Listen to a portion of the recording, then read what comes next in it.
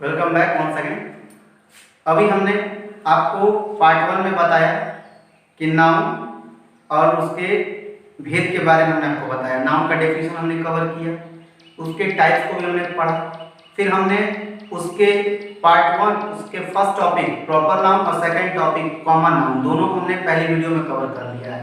अब हमारे बचे हुए जो 3 टॉपिक्स हैं इसको हम पार्ट 2 में कवर करेंगे और आपको एकदम बॉटम से कोशिश करेंगे इसमें भी कि आप अच्छे से समझ पाएं। आइए अब हम शुरू करते हैं।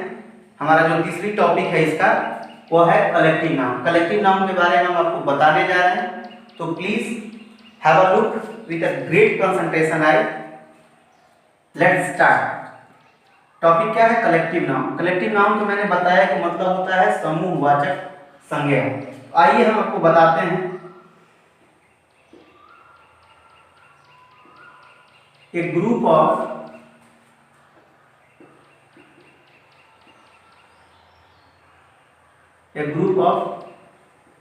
person, place or thing taken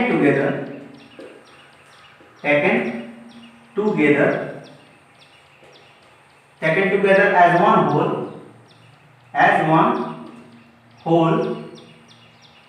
is called collective noun.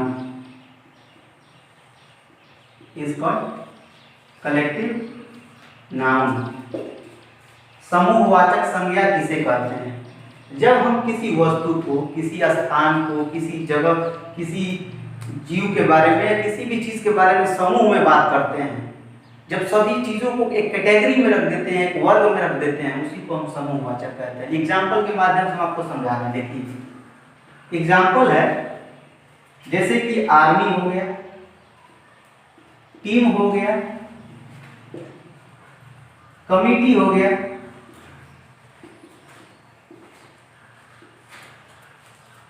etc। हमने आर्मी कहा तो आर्मी तो एक आर्मी होगी नहीं। आर्मी में मोर देन अकेले को भी आर्मी ही कहा जाता है और 100 के ग्रुप्स को भी आर्मी ही कहा जाता है। तो एक ट्रूप हो गया, एक टुकड़ी हो गई। तो जब आर्मी बात बोलेंगे तो वहां पे सभी आर्मी को डिनोट किया जाएगा। अगर हम टीम बोलते हैं तो कैसे पता चलेगा कि कलेक्टिव है कि क्या है? टीम जब है तो मेनली टीम में एक प्लेयर तो होते नहीं है, इसमें कम से कम 8 लोग, 6 लोग, 5 लोग, 10 लोग होंगे। अगर इंडियन क्रिकेट टीम को ही लिया जाए तो उसमें कितने प्लेयर्स होते हैं? मिनिमम 11 होते हैं। ठीक है। अब कमिटी की बात करेंगे तो मोर देन 1 होंगे, तभी तो कमिटी बना होगा। तो जहां पे समूह की बात आए उसे हम समूहवाचक कहते हैं या कलेक्टिव नाउन कहते हैं। डेफिनेशन देखिए बहुत इजी तरीका में है। बड़ा डेफिनेशन मैं लिखवा सकता हूं लेकिन उसका कोई मतलब नहीं है। मैं चाहता हूं कि आपको एक बार में चीज दिमाग में सेटअप हो जाए। If I will teach anything complete, it should be completely mentioned in your mind. You don't need to repeat the same topic at once again. एक बार जो पढ़ लिया उसको दोबारा पढ़ने की जरूरत ना पड़े, मैं ये चाहता हूँ। देखिए a group of person, place or thing taken together as one whole is called collective noun. वस्तु, स्थान और जगह के समूह को जब एक वर्ग में रख देते हैं, जब किसी चीज को एक साथ वर्गीकृत कर देते हैं, उसी को हम समूहवाचक संज्ञा कहते हैं।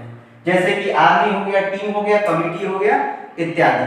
आगे आप बहुत सी चीजों को लिख सकते हैं, अलग अलग तरह के लोग अलग अलग डेफिनेशन भी दे सकते हैं, but it's my personal experience that it will be written on the whiteboard and it will be going to very helpful in your coming time while talking to anybody. आइए let's come back to the point. हमारा next topic है material noun.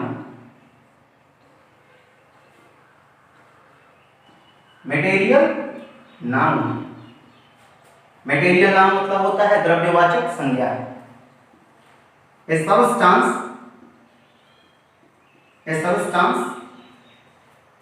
which is made of material is called material noun. Material noun. वह वस्तु जो कि पदार्थ से मिलकर बनता है उसे हम द्रव्यवाचक संज्ञा कहते हैं। किसे द्रव्यवाचक संज्ञा कहेंगे? जो किसी पदार्थ से मिलकर बनता है उसे हम द्रव्यवाचक संज्ञा कहते हैं। जैसे कि एग्जाम्पल देखिए, मिल्क है, गोल्ड है,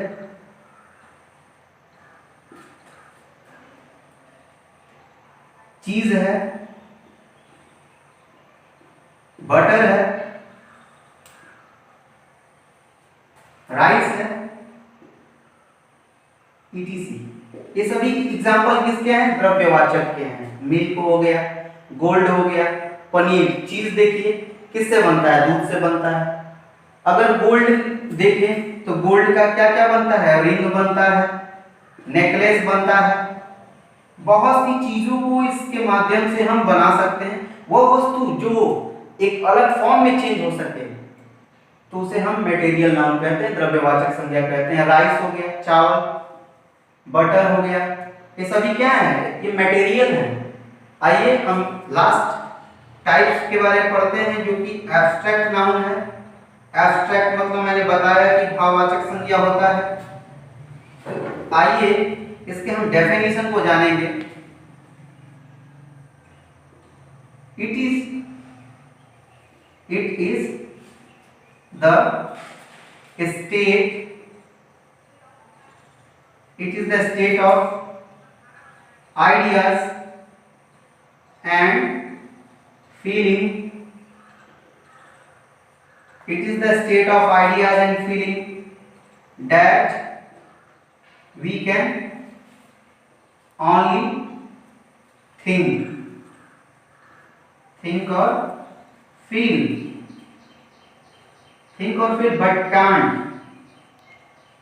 but can't see or touch. But can't see or touch is called abstract noun. Is called abstract noun. आइए हम आपको बताते हैं कि एब्स्ट्रैक्ट नाउन हम किसे कहेंगे।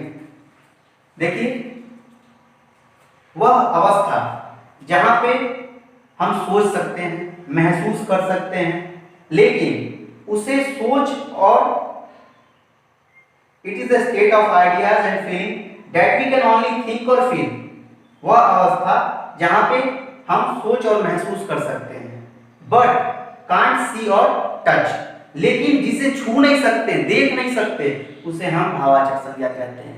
यह एक ऐसी कंडीशन होती है जहां पे मनुष्य अपनी भावनाओं को फील कर सकता है, सोच सकता है, लेकिन छू और देख नहीं सकता है। उस कंडीशन को हम भाववाचक संज्ञा कहते हैं। तो आइए इसको एग्जाम्पल के थ्रू समझते हैं। इसका एग्जाम्पल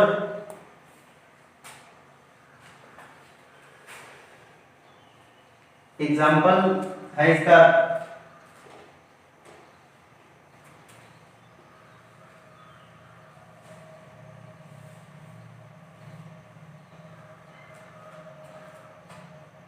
एग्जाम्पल देखिए, गुडनेस,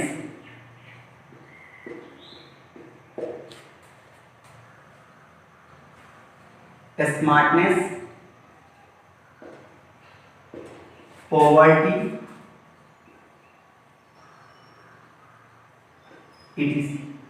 देखिए, हम किसी की अच्छाई को देख सकते हैं, महसूस कर सकते हैं, उसे टच नहीं कर सकते हैं।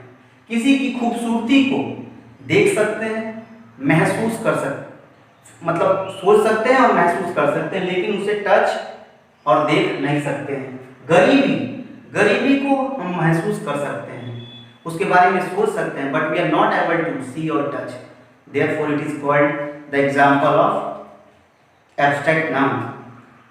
Guys, in this video, that's all for this, and we have completed the noun and its type within the two parts and the modern classification of the noun. When the nouns are categorized into 5 parts, after all the discovery in an English language, after all the discovery in a noun, they decided the English experiment teacher decided to change all the 5 parts of noun into modern classification of the noun. I will teach the modern classification of the noun in the part 3rd. That's all for today. Thanks for watching, and please don't forget to subscribe my channel.